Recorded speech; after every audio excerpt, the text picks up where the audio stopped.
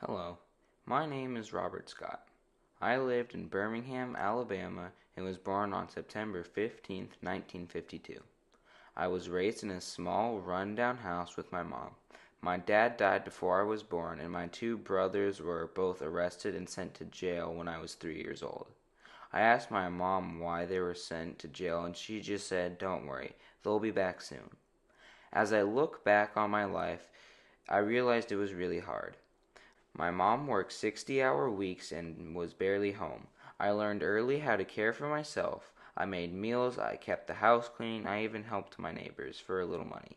Another daily part of my life was the bombings. They have been happening ever since I can remember. Sometimes it was a house, a school, or even a church that got blown up. Nobody died, but I always asked my mom, but she just kind of mumbled and never answered me. I only had two friends, Addie Mae and her 12-year-old sister, Sarah Collins. We were all in our church choir.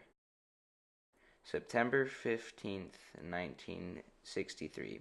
It was my 11th birthday. My mom promised after church she would take me out to dinner, which was a rare occasion. We were in the basement getting prepared. We were about to sing, and then I could go home after. Suddenly, I see bodies fly like rag dolls. Before I knew it, I was on the ground next to Sarah. My left eye was burning, and there was a big hole in the wall. I saw some bodies on top of each other, and rubble coming down from the ceiling. At this point, I lost consciousness. I woke up suddenly. My body ached, but the pain in my eye was gone. My mom was next to me. She was ranting about injustice and the law, and that she didn't even notice that I was awake. I looked around. I was in a room, probably the hospital. My mom finally noticed me. She started crying and hugging me, and it hurt a little bit, but I was okay with it. She started rambling how there was going to be justice for me and the others. I didn't really understand what she was saying at the time, but I enjoyed her embrace. 2 years later, me and my mom were listening to one of our neighbors who was also a victim in the church bombing, and they were telling us that apparently the FBI had found out who bombed the church, and so we were hopeful that justice would be served.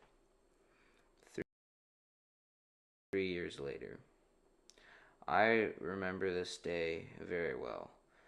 I remember my mom was really mad. She was calling every person she knew and their friends. We had just learned that the FBI closed the case, yet there was no charges for those found responsible and guilty. My mom was furious. She kept yelling all over the place, throwing stuff, saying she'll get her justice someday. She kept saying, "Where is the law? Where is justice?" 1971. William Baxley reopened the case. He saw the police files and its many flaws. He re-interviewed key witnesses, even had to go as far as threaten exposure of the FBI for withholding evidence. Finally, on November 18th, 1977, 14 total years later, we had got justice. Even though only Chambers was charged, others would follow soon. Now, when I tell my grandchildren this story, I always start with the trouble I've seen. I can only hope they learn one thing: never give up on justice. Justice happens with those that persist and not those that forget.